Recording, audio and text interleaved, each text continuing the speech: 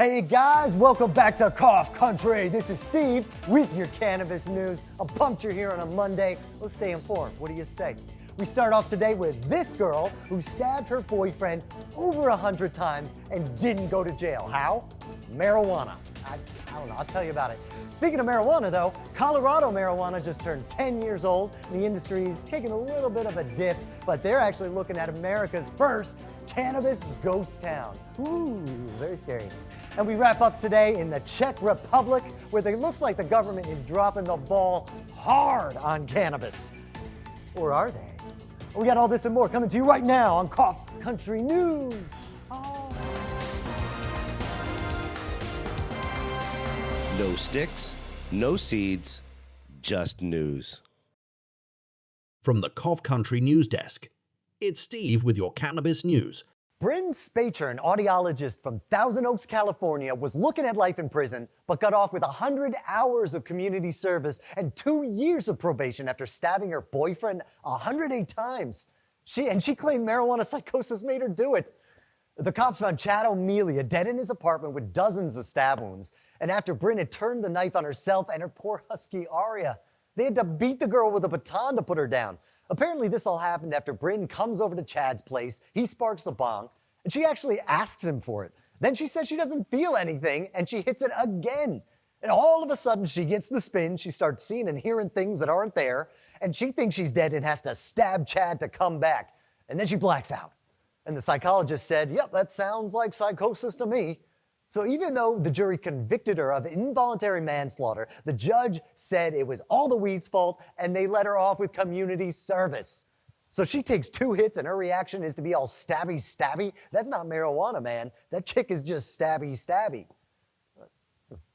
Now, like some people who are opposed to legalization, the lawyer's saying psychosis cases are going through the roof because of easy access to a wave of high-potency marijuana that's sweeping the nation. And yeah, the weed is strong for sure, but in most of these cases, the people who are admitted for marijuana psychosis are predisposed to it or pre-existing psychiatric disorders and are more likely to abuse substances in general. Or, they're kids with developing brains and bombard themselves with massive amounts of THC. Even though a regulated system addresses both of those things, the people who oppose it sensationalize the psychosis argument in order to preach prohibition. It's funny how one thing follows the other, But it's not like this is new. Come on, back in the 20s and 30s, people were going on and on about cannabis causing incurable insanity. But it was really just the teetotalers who during the Depression, after Prohibition ended, decided that the Mexican and Black community was why the country was doing poorly, and it was their dirty, wacky tobacco that was corrupting the youth. If you really look at broader studies that focus on adults of legal age over time, they keep finding that legalization has almost no statistical effects on the rate of psychosis diagnosis. So I'm not saying nothing happened here, right? Someone killed someone else, and there might be psychosis involved. But guys, this is not marijuana, okay? Be sure to stick around. We'll be back in 30 seconds with more news.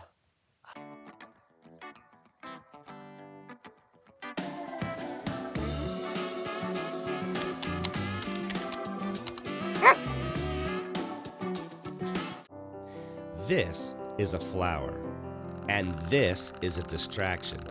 But while the distraction might grab your attention, it will never change the fact that this is medicine.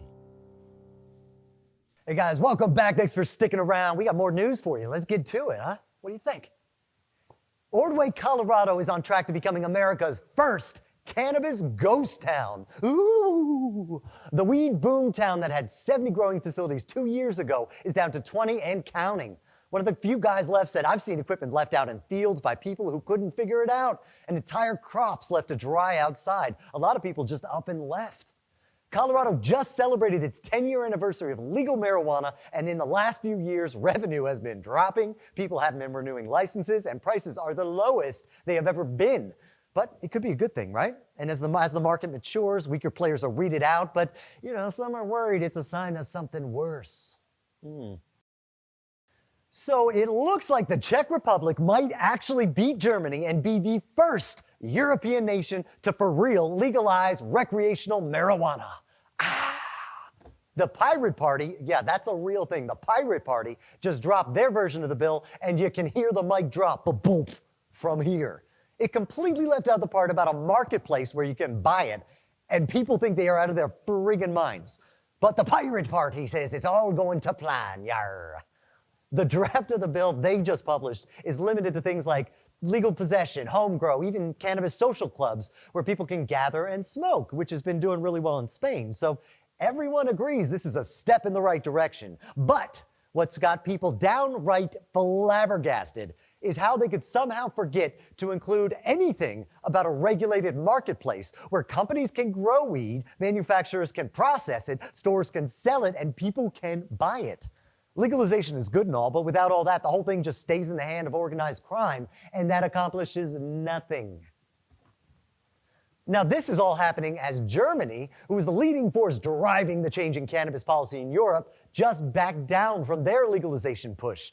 Everyone thought they were going to be the first ones across the finish line, the way that Colorado was in the United States. But just like Colorado is a state, Germany is a member of the European Union. And just like federal law in the US, the EU says marijuana is bad. So while Germany was supposed to pass legal cannabis this year, they decided it would be too hard to get around the EU, and they're going to study it for a few years and let someone else be the guinea pig. So now, Czechia has the baton, and they might be the first in Europe to raise the green flag. So everyone is asking, if you're going to be the first to do this, why would you leave out the legal use market, the largest and most easily enforceable part of this whole plan? How could you mess it up that badly? But the Pirate Party, the main group pushing cannabis reform, just came out and admitted they've been laughing their asses off. The dreadlocked head of the group said this isn't the finished bill, and it was put out there just to make a point. The Christian Democrats are the ones pushing back against the legal market, saying use will become rampant and everyone will be addicted to drugs and they'll have to spend all this money. The drug commissioner himself said that's dumb. And the Pirate Party is going, oh yeah, so you think it's dangerous? So yeah, let's let criminals run this whole thing. Sure, that's been working out great for everybody. Guys, thanks so much for checking us out. Be sure to tune in next time to Cough Country News. Be sure to like, subscribe, and follow. And check us out next time. It's always no sticks, no seeds, just news.